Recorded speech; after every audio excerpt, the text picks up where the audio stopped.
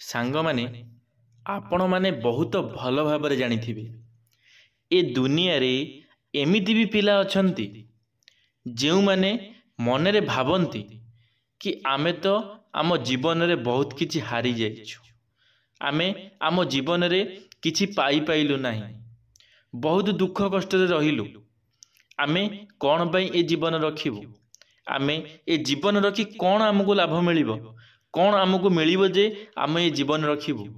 ଏମିତି କିଛି ପିଲାମାନେ ମନରେ ଭାବିଥାନ୍ତି। ଯେତେବେଳେ ମନରେ ଭାବିଥାନ୍ତି ସେମାନେ ଏକାଟିଆ ଥାଆନ୍ତି, ଏକାନ୍ତ ଥାଆନ୍ତି। ସେତେବେଳେ ସେମାନେ ଜାଣିପାରନ୍ତି ନାହିଁ ସେମାନେ କ'ଣ କ'ଣ କରିଦିଅନ୍ତି, କେତେ ବଡ଼ ବଡ଼ ଭୁଲ ଡିସିସନ୍ ସେମାନେ ନେଇଯାଆନ୍ତି, ଯାହାଦ୍ୱାରା କି ସେମାନେ ତ ବହୁତ କଷ୍ଟ ପାଆନ୍ତି, ସେମାନେ ତ ଜୀବନ ହାରି ଦିଅନ୍ତି, ହେଲେ ତାଙ୍କ ପାଇଁ ତାଙ୍କ ଫ୍ୟାମିଲି, ତାଙ୍କ ଘର ଲୋକ ବି ବହୁତ ଦୁଃଖ କଷ୍ଟ ପାଇଥାନ୍ତି। ସେମାନେ ବି ବହୁତ ଏମାନଙ୍କ ପାଇଁ କାନ୍ଦିଥାନ୍ତି, ହେଲେ ସେମାନଙ୍କର ସେତିକି ବୁଝିବାର ଶକ୍ତି ନଥିଲା ବୋଲି ସେମାନେ ଆଜି ଏମିତି କାମ କରିଦେଇଛନ୍ତି। ଯେଉଁମାନେ ବି କରୁଛନ୍ତି ସେମାନଙ୍କ ଯାହା ପାଖରେ ବୁଦ୍ଧି ନଥାଏ, ଯାହା ମୁଣ୍ଡରେ ବୁଦ୍ଧି ନଥାଏ, ସେହିମାନେ ହିଁ ଏଇଭଳି କାମ କରିଥାନ୍ତି। ଯେଉଁମାନେ ଚାଲାକି ଚତୁର, ଯେଉଁମାନଙ୍କ ମୁଣ୍ଡରେ ବୁଦ୍ଧି ଥାଏ, ସେମିତିକା ପିଲା କେବେ ବି ହେଲେ ଏମିତି କାମ କରିବେନି, ଏତେ ଛୋଟ କାମ କରିବେନି। ପ୍ରଥମ କଥା ତ ହେଉଛି ଏମିତି ଛୋଟ କାମ କେବେ ବି ହେଲେ କରିବେ ନାହିଁ। ମୁଁ ଆଜି ଆପଣମାନଙ୍କୁ ଶ୍ରୀକୃଷ୍ଣଙ୍କର ଏମିତି କିଛି କଥା ବିଷୟରେ କହିବାକୁ ଚାହୁଁଛି, ଏମିତି କିଛି ଉପଦେଶ ଆପଣମାନଙ୍କୁ ଦେବାକୁ ଚାହୁଁଛି। ଶ୍ରୀକୃଷ୍ଣ ଯାହା ସେ ନିଜେ କହିଛନ୍ତି, ଶ୍ରୀକୃଷ୍ଣଙ୍କର ଉପଦେଶ ମୁଁ ଆଜି ତୁମମାନଙ୍କୁ କିଛି କହିବାକୁ ଚାହୁଁଛି, କିଛି ଉପଦେଶ ଆପଣମାନଙ୍କୁ ଦେବାକୁ ଚାହୁଁଛି। ଭିଡ଼ିଓଟି ନିଶ୍ଚିତ ଭାବରେ ଆପଣମାନଙ୍କ ପାଇଁ ଲାଭଦାୟକ ହେବ। ନିଶ୍ଚିତ ଭାବରେ ଭିଡ଼ିଓଟି ଆପଣଙ୍କୁ କିଛି ନା କିଛି ଭିଡ଼ିଓରୁ ଆପଣଙ୍କୁ ଶିଖିବାକୁ ମିଳିବ। ଦୟାକରି ଭିଡ଼ିଓଟିକୁ ଶେଷ ପର୍ଯ୍ୟନ୍ତ ଦେଖିବେ। ଯଦି ଭିଡ଼ିଓଟି ଭଲ ଲାଗିଲା ଲାଇକ୍ଟିଏ କରିବେ, କମେଣ୍ଟ ବକ୍ସରେ ନିଶ୍ଚିତ ଭାବରେ ଆପଣମାନଙ୍କର ମତାମତ ରଖିବେ। ଚାଲନ୍ତୁ ସାଙ୍ଗମାନେ ଆଜିର ଭିଡ଼ିଓଟି ଆରମ୍ଭ କରିବା। ହାଇ ଫ୍ରେଣ୍ଡସ୍, ଜୟ ଜଗନ୍ନାଥ। ମୁଁ ଆପଣମାନଙ୍କୁ ସ୍ୱାଗତ କରୁଛି ଟକିଂ ୱେଲ୍ ୟୁଟ୍ୟୁବ୍ ଚ୍ୟାନେଲକୁ। ମୁଁ ଆଶା କରୁଛି ପ୍ରଭୁ ଜଗନ୍ନାଥଙ୍କ କୃପାରୁ ଆପଣମାନେ ବହୁତ ଭଲରେ ଥିବେ, ଖୁସିରେ ଥିବେ। ଚାଲନ୍ତୁ ସାଙ୍ଗମାନେ ଆଜିର ଭିଡ଼ିଓଟି ଆରମ୍ଭ କରିବା। ଶ୍ରୀକୃଷ୍ଣଙ୍କର ଏହି ଦୁଇଟି ଉପଦେଶ ଜୀବନରେ ଯଦି କେବେ ତୁମକୁ ଲାଗେ କି ତୁମେ ଜୀବନରେ ହାରି ଯାଇଛ, ତେବେ ଶ୍ରୀକୃଷ୍ଣ ଏହି 9ଟି ଉପଦେଶ ଆପଣମାନଙ୍କୁ ଜୀବନ ବଦଳାଇ ଦେବ। ଶ୍ରୀକୃଷ୍ଣ ଏଠାରେ 9ଟି ଉପଦେଶ ଦେଇଛନ୍ତି, ଯାହା ଶୁଣିଲା ପରେ ଆପଣମାନଙ୍କର ନିଶ୍ଚିତ ଭାବରେ ଜୀବନର ଶୈଳୀ ବଦଳିଯିବ, ଆପଣଙ୍କର ଚାଲିଚଳନ ବଦଳିଯିବ। ଚାଲନ୍ତୁ ସାଙ୍ଗମାନେ ଭିଡ଼ିଓଟି ଆରମ୍ଭ କରିବା। ଆଜିର ଆଧୁନିକ ସମୟରେ ମଣିଷ ଜୀବନ ଖୁସି ଯେପରି କେଉଁଆଡ଼େ ଉଭାନ ହୋଇଯାଇଛି। ଏମିତି ଲାଗୁଛି କି ଯେମିତି ମେସିନ୍ ପରି କାମ କରୁଛି ଓ ଜୀବନର ପ୍ରକୃତ ସତ୍ୟତା ଦୂର ହୋଇଯାଇଛି। ଆଜିର ସମୟରେ ଆମ ପାଖରେ ଦୁନିଆ ସାରା ସୁବିଧା ଅଛି, କିନ୍ତୁ ସେହି ଖୁସି ନାହିଁ ଯାହା ପ୍ରଥମରୁ ରହୁଥିଲା। ଆଜିକାଲି ଜୀବନ ଷ୍ଟାଇଲରେ ଏତେ ଦୁଶ୍ଚିନ୍ତା ବଢ଼ିଯାଇଛି, ନିଜକୁ ଖୁସିରେ ରଖିବା ଏକ ଚ୍ୟାଲେଞ୍ଜ ସଦୃଶ ହୋଇଯାଇଛି। ସାଙ୍ଗମାନେ ଆପଣମାନେ ଜାଣିଥିବେ ଆଜିକାଲି ଦୁନିଆରେ ନା ଯାହା କତିରେ ଟଙ୍କା ଅଛି ସେ ବି ଦୁଃଖରେ ଅଛି, ଯାହା କତିରେ ଟଙ୍କା ନାହିଁ ସେ ବି ଦୁଃଖରେ ଅଛି। ସମସ୍ତେ ଦୁଃଖରେ ଅଛନ୍ତି।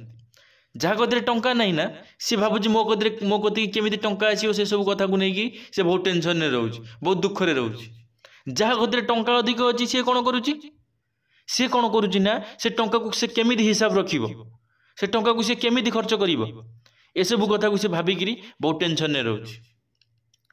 ଏହାର ମାନେ ହେଉଛି ଯାହା କତିରେ ଟଙ୍କା ଅଛି ସେ ବି ଟେନସନରେ ରହୁଛି, ଯାହା କତିରେ ଟଙ୍କା ନାହିଁ ସେ ବି ଟେନସନରେ ରହୁଛି। ଏ ଦୁନିଆରେ ସମସ୍ତେ ଟେନସନରେ ରହୁଛନ୍ତି।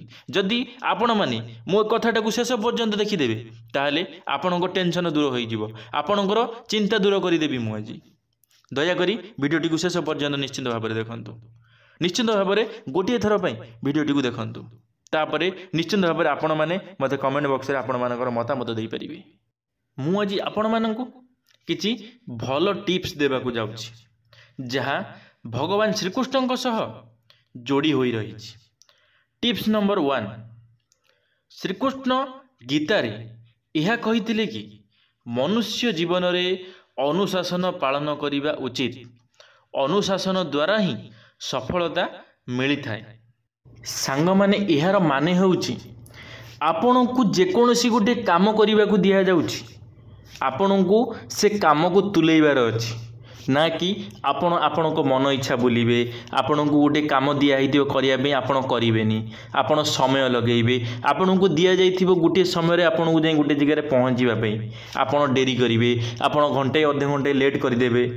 एमती करंतु नहीं, आपण को अनुशासन रे रुहंतु, आपण टाइम रो मूल्य बुझंतु। आपण को जहाँ काम दिखाई जेतिकी समय काम दिखाई से कामटा सेतिकी समय पूरा करंतु।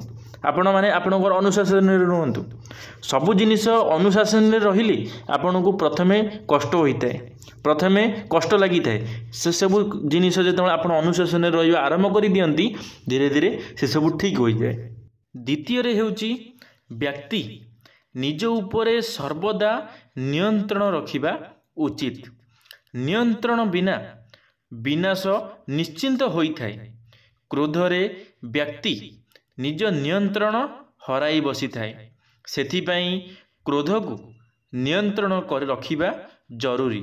देखंतु सांग माने रागरे लोक माने बहुत किछि करि देउछंती।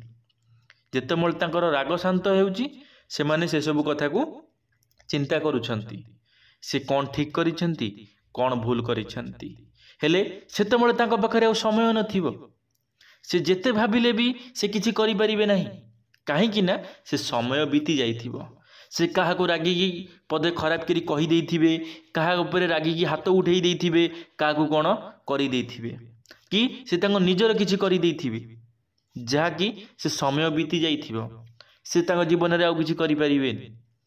काहेकि ना जेतेबेले गोटे समय बीती जाइथाए समस्ते भाबंती ये समय आ फेरी आसंतानी, समय केबे फेरे ना आज्ञा। सेथिबाई आपण को भाबी चिंती काम करिवार अछि। आपण को बेसी रागिबार नाही। आपण को सदा सर्वदा निज उपरे नियंत्रण रखिबार अछि। क्रोध को नियंत्रण रखिबार अछि। जे पर्यंत आपण क्रोध को नियंत्रण न रखिबे आपण किछि करि परिबे नाही। तृतीय रे हेउची सबुबेले निज उपरे भरोसा रखिबा द्वारा सबु किछि ठीक होइथाए। सबु मनुष्य निज मध्यरे सक्षमता रखिबा उचित। केवल जरूरी अटे कि से निज उपरे आत्मविश्वास रखी आगको बढ़ी पारिबो। देखंतु सांग माने आपण माने सबु बळ पई मन रखि भाबी थांती कि मु ए कामटा को करि परिबिनी, मु एटा पारिबिनी, मु ए जिंस को इठेई नै ये करि परिबिनी, से करि परिबिनी। आपण माने सबुबळ पई सबुबळ आपणको मोरे ना थाए मु एटा करि परिबिनी, मु ए जिंस पारिबिनी। आपण सब किछि पारिबे, हेले आपणकर मन बळ दुर्बल अछि। आपण मनरु आपण दुर्बल अछंती। आपण चाहिले सब किछि करि परिबे, सब किछि आपण पारिबे, हेले आपण माने से सब जिंस करू नाथि। कोन पई ना आपणको मन भितर आपण बहुत दुर्बल अछंती, सेति पई आपण से सब जिंस करि पारु नाहंती। चतुर्थ रे हेउची मनीष को सबु बेले सबु परिस्थिति रे सामना करिबा प्रस्तुत रहिबार अछि। श्रीकृष्ण भूमिका पई अधिका न्याय महत्व रखुतिला। एथिपाई महाभारतर युद्ध रे से अर्जुन सारथी होइथिले। देखंतु सांग माने जेतेबेले आपणको कौनसी जगह आपणको बेसी महत्व दिया जाउछि, दुई पटु आपणको बेसी महत्व दिया जाउछि, ताहले आपणको से जगह पर कहा सपक्ष रे जिबार अछि, कहा विपक्ष रे जिबार अछि, कहा सपक्ष रे जिबार अछि, से जिंस आपणको सेठी डिसीजन नबाकू पड़िबो। यदि आपण दुई जनक पटु समान देखुचंती, जहाकू भी देखुचंती दुई जन को समान देखुचंती, ताहले आपणको सेथिरे मुंडो पुरेयार ही नाही। आपणको गोटिए तांको भितर रहिबार अछि, हेले तांको कथारे मुंडो पुरेयार नाही, तांको कथारे किछि तुमको कहिबार ही नाही। यदि आपण माने भलरे रहिबाकू चाहुचंती, शांति रे रहिबाकू चाहुचंती, ताहले सेमानन कथारे आपणको मुंडो पुरेयार ही नाही। पंचम रे होउची केबे निज मध्यरे उच्च नीच भेदभाव रखिबा उचित नुहे। कृष्ण और सुदामांक बंधुता सेहीपरि एक मिसाल अटे ଶ୍ରୀକୃଷ୍ଣଙ୍କ ଅନୁସାରେ ସବୁ ବ୍ୟକ୍ତିଙ୍କୁ ସମ୍ମାନ କରିବା ଉଚିତ। ଦେଖନ୍ତୁ ସାଙ୍ଗମାନେ, ଆପଣମାନେ ଯେତେବେଳେ ଧନୀ ହେଇଯାଉଛନ୍ତି ଗରିବ ଲୋକଙ୍କୁ ଆପଣମାନେ ପଚାରୁନାହାନ୍ତି। ଯେତେବେଳେ ଆପଣ ଗୋଟେ କ'ଣ ଭଲ କର୍ମ କରିଦେଉଛନ୍ତି ଆପଣ କାହାକୁ ପଚାରୁନାହାନ୍ତି। କ'ଣ ପାଇଁ ଏମିତି କରୁଛନ୍ତି? କାହିଁକି ନା ଆପଣଙ୍କ ମନରେ ଗର୍ବ ବହୁତ। ହେଲେ ଗୋଟେ କଥା ମନେ ରଖିଥାନ୍ତୁ, ଗର୍ବ ସବୁଦିନ ରହିବ ନାହିଁ। କୃଷ୍ଣ ସୁଦାମା ନିଜ ସାଙ୍ଗ ପାଇଁ, ନିଜ ସଖା ପାଇଁ ସୁଦାମା କ'ଣ କରିଥିଲେ? ସୁଦାମା ତାଙ୍କ ସଖାକୁ ଗରିବ ଦେଖିବାକୁ ଚାହୁଁନଥିଲେ। ସେ ନିଜେ ଗରିବ ହୋଇଯାଇଥିଲେ, ହେଲେ ତାଙ୍କ ସାଙ୍ଗକୁ, ତାଙ୍କ ସଖାକୁ ସେ ଗରିବ କରାଇ ଦେଇନଥିଲେ। ହେଲେ ତୁମେମାନେ କିଛି ଟଙ୍କା ରୋଜଗାର କରୁଛ, ସେଥିରେ ଆପଣଙ୍କର ତୁମମାନଙ୍କର ଗର୍ବ ସାଂଘାତିକ, ବହୁତ ଗର୍ବ। ଏମିତି ଗର୍ବ ମନରେ କେବେ କରନ୍ତୁ ନାହିଁ, କାହିଁକିନା ଭଗବାନ କେବେ ଗର୍ବ ସହିବେ ନାହିଁ। ମୁଁ ପ୍ରତ୍ୟେକ ଭିଡ଼ିଓରେ ମୋର କହିଛି, ଭଗବାନ ସବୁ ସହିବେ ହେଲେ ଗର୍ବ ସହିବେ ନାହିଁ। ସେଥିପାଇଁ ସାଙ୍ଗମାନେ ଗର୍ବ କେବେ ମନରେ କରନ୍ତୁ ନାହିଁ। ଷଷ୍ଠରେ ହେଉଛି, ଯେକୌଣସି କାମ କରିବାକୁ ହେଲେ ଯୋଜନା ବନାଇବା ନିତ୍ୟାନ୍ତ ଜରୁରୀ। ମହାଭାରତରେ ଘଟିତ ହୋଇଥିବା ଏହାର ପ୍ରମାଣ ଅଟେ କି ଯୋଜନା ମୁତାବକ କାର୍ଯ୍ୟରେ ସବୁ କାର୍ଯ୍ୟରେ ସଫଳ ହୋଇପାରନ୍ତି। ଦେଖନ୍ତୁ ସାଙ୍ଗମାନେ, ଯଦି ଆପଣମାନେ କିଛି ଗୋଟେ କାମ କରିବାକୁ ଚାହୁଁଛନ୍ତି, କିଛି ଗୋଟେ ବିଜନେସ୍ କରିବାକୁ ଚାହୁଁଛନ୍ତି, ତାହେଲେ ଆପଣ ସର୍ବପ୍ରଥମେ ଯୋଜନା କରନ୍ତୁ, ଭାବନ୍ତୁ, ଚିନ୍ତା କରନ୍ତୁ, କିଛି ଫ୍ୟାମିଲି ମେମ୍ବର୍ସଙ୍କ ସାଙ୍ଗରେ ବସି କିଛି କଥାବାର୍ତ୍ତା ହୁଅନ୍ତୁ, କିଛି ବୁଦ୍ଧି ନିଅନ୍ତୁ, କିଛି ଗୋଟେ ସେ ବିଷୟରେ ଚିନ୍ତା କରନ୍ତୁ। ସବୁ ବିଷୟରେ ଜାଣିକିରି ଗୋଟେ ଯଦି ଆପଣ କିଛି କରିବାକୁ ଚାହୁଁଛନ୍ତି ତାହେଲେ ଆପଣଙ୍କୁ ସବୁ ବିଷୟରେ ଜାଣିବାର ଅଛି। କେମିତି ଆପଣ ସବୁ ବିଷୟରେ ଜାଣିବେ? ଆପଣଙ୍କୁ ଗୋଟିଏ ଗ୍ରୁପ କରି ବସିକିରି ସମସ୍ତଙ୍କ ସାଙ୍ଗରେ କଥାବାର୍ତ୍ତା ହୋଇକିରି ଏସବୁ କାମକୁ ଆଗକୁ ବଢ଼େଇବାର ଅଛି। ଯଦି ଆପଣ କାମ ଆଗକୁ ବଢ଼େଇବାକୁ ଚାହୁଁଛନ୍ତି, ଯଦି ଆପଣ ଏମିତି କରିବେ ତାହେଲେ ଆପଣ ନିଶ୍ଚିତ ଭାବରେ ସଫଳ ପାଇପାରିବେ। ସପ୍ତମରେ ହେଉଛି, ମନୁଷ୍ୟକୁ ସର୍ବଦା ଖୁସିରେ ରହିବା ଉଚିତ। ହସ ରହିବା ବଡ଼ ଶକ୍ତି ହୋଇଥାଏ। ଏହାର ବିପରୀତ ପରିସ୍ଥିତି ଗୁଡ଼ିକ ସହ ଜିଦ୍ ହାସିଲ କରିପାରିବ। ଭଗବାନ ଶ୍ରୀକୃଷ୍ଣ ଥରେ ନିଜ ଖୁସି ଦ୍ୱାରା ଗୋଟେ ରାକ୍ଷସକୁ ହରାଇ ଦେଇଥିଲେ। ଦେଖନ୍ତୁ ସାଙ୍ଗମାନେ, ଯଦି ଆପଣଙ୍କ ପାଖରେ ହସ ଅଛି, ଆପଣଙ୍କ ମନ ଖୁସି ଅଛି, ତାହେଲେ ଆପଣଙ୍କର ଖୁସି ଦେଖି ଅଲଗା ଲୋକମାନେ ଆପଣଙ୍କ ଠାରୁ ହାରିଯିବେ। ଆପଣଙ୍କ ଉପରେ ଜଣେ କିଏ ଆପଣଙ୍କୁ କିଛି କହୁଛି, ଆପଣ ହଠାତ୍ ରାଗି ଯାଉଛନ୍ତି। ଆପଣଙ୍କୁ ସେଠି ରାଗିବାର ନାହିଁ। ଯଦି ଆପଣ ହସିବେ, ଆପଣ ଖୁସି ହେବେ, ତାହେଲେ ଦେଖିବେ ସେ ସାମ୍ନାବାଲା ତମ ଉପରେ ଆହୁରି ଜଳିବ।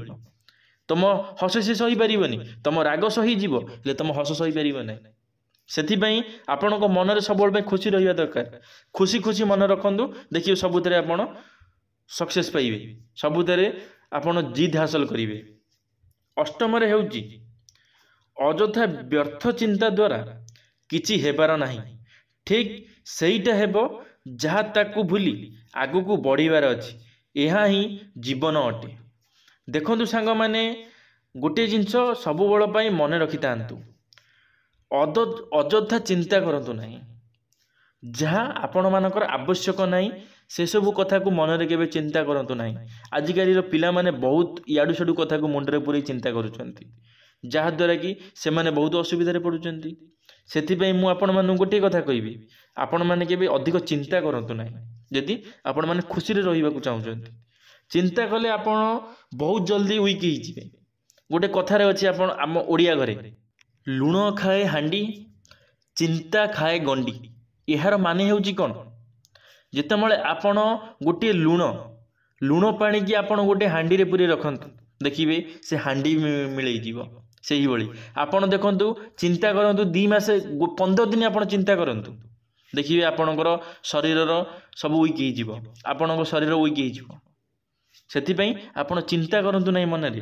ଯାହା କରିବାକୁ ଚାହୁଁଛନ୍ତି କରନ୍ତୁ, ହେଲେ ବେଶୀ ଚିନ୍ତା କରନ୍ତୁ ନାହିଁ, ଅଯଥା ଚିନ୍ତା କରନ୍ତୁ ନାହିଁ। ଭଗବାନ ଶ୍ରୀକୃଷ୍ଣଙ୍କ କଥା ଆପଣଙ୍କୁ କେତେ ବି ବିପରୀତ ପରିସ୍ଥିତି ଗୁଡ଼ିକରେ ଥାଉ, କିନ୍ତୁ ସେହିଥିରେ ଖୁସି ରହିବାର ରୋକିପାରିବନି। ଯଦି ଜୀବନରେ ଖୁସି ଗୁଡ଼ିକ ଉଦ୍ଭାନ ହୋଇଯାଇଛି, ତେବେ ଏହି କଥା ଗୁଡ଼ିକ ମନରେ ରଖି ଖୁସି ରହିବାକୁ ଚେଷ୍ଟା କରନ୍ତୁ। ଦେଖନ୍ତୁ ସାଙ୍ଗମାନେ, ଯଦି ଆପଣଙ୍କ ମନରେ ଆପଣଙ୍କ ଜୀବନରେ ବହୁତ ଦୁଃଖ ଅଛି, ତାହେଲେ ଆପଣ ବେଶୀ ଦୁଃଖ ମନରେ କରନ୍ତୁ ନାହିଁ। କାରଣ ଦୁଃଖରେ ରହିଲେ ଆପଣଙ୍କ ଜୀବନରେ ବହୁତ କଷ୍ଟ ପାଇବେ।